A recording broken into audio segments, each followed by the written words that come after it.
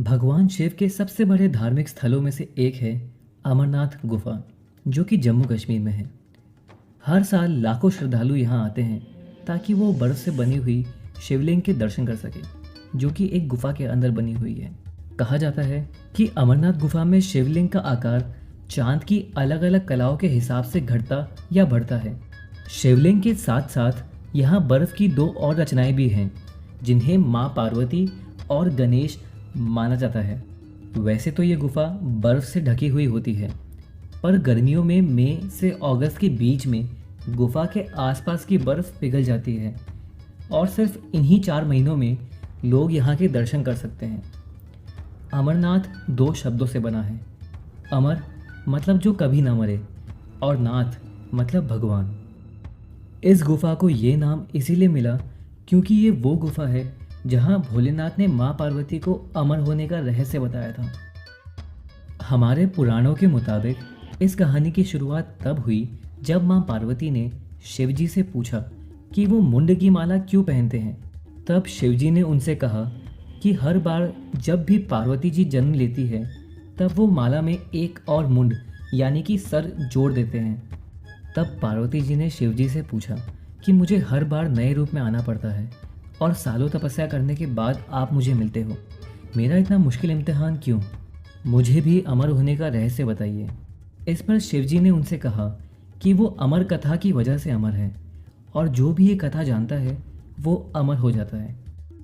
शिवजी ने उन्हें समझाया कि ये कथा एक रहस्य है और इसके बारे में कोई नहीं जानता, यहाँ तक कि भगवान भी इस कथा के बारे में नहीं जानते। सिर्फ त्रिदेव यानी कि ब्रह्मा, विष्णु, महेश ही इस पवित्र कथा को जानते हैं। लेकिन अमर कथा सुनने के लिए पार्वती जी के जोर देने पर शिवजी मान गए और उन्होंने एक गुप्त जगह चुनी जहाँ कोई भी प्राणी ना हो, और वो जगह थी अमरनाथ गुफा।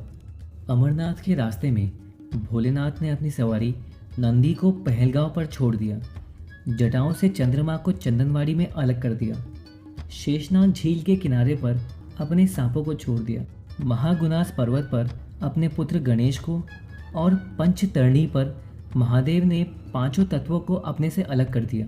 इसके बाद शिवजी ने पार्वती जी के साथ अमरनाथ गुफा में प्रवेश किया। शिवजी ने अपनी समाधि ली और अमर कथा सुनाने लगे। कथा सुनाने के बीच में ही पार्वती जी सो गई क्योंकि कथा बहुत लंबी थी और वो अमरनाथ के सफ़र से काफ़ी थक गई थी। लेकिन शिवजी को पता ही नहीं चला कि पार्वती जी सो गई थी और वो अपनी कथा सुनाते रहे।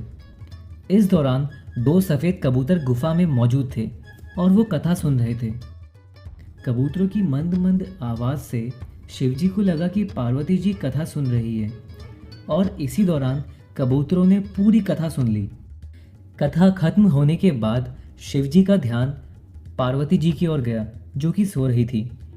जब महादेव की नज़र कबूतरों पर पड़ी तो वो बहुत क्रोधित हो गए और उन्हें मारने के लिए आगे बढ़े। तब कबूतरों ने भोलेनाथ से कहा कि हमने आपसे अमर कथा सुनी है, अगर आपने हमें मार दिया तो अमर कथा झूठी हो जाएगी। इस पर शिवजी ने उन्हें छोड़ दिया और उन्हें आशीर्वाद दिया कि वो हमेशा इस जगह शिव पार्वती के प्रतीक के रूप में रहेंगे, और इस तरह ये गुफा अमरनाथ के नाम से प्रसिद्ध हुई। कहते हैं कि आज भी इन दोनों कबूतरों के दर्शन भक्तों को गुफा में होते हैं। अगर आपको ये वीडियो अच्छा लगा हो तो प्लीज़ वीडियो को लाइक करिए और हमें नीचे कमेंट्स में बताइए, और प्लीज़ इस चैनल को सब्सक्राइब करिए, और सब्सक्राइब करने के लिए यहाँ क्लिक करें। Thank you.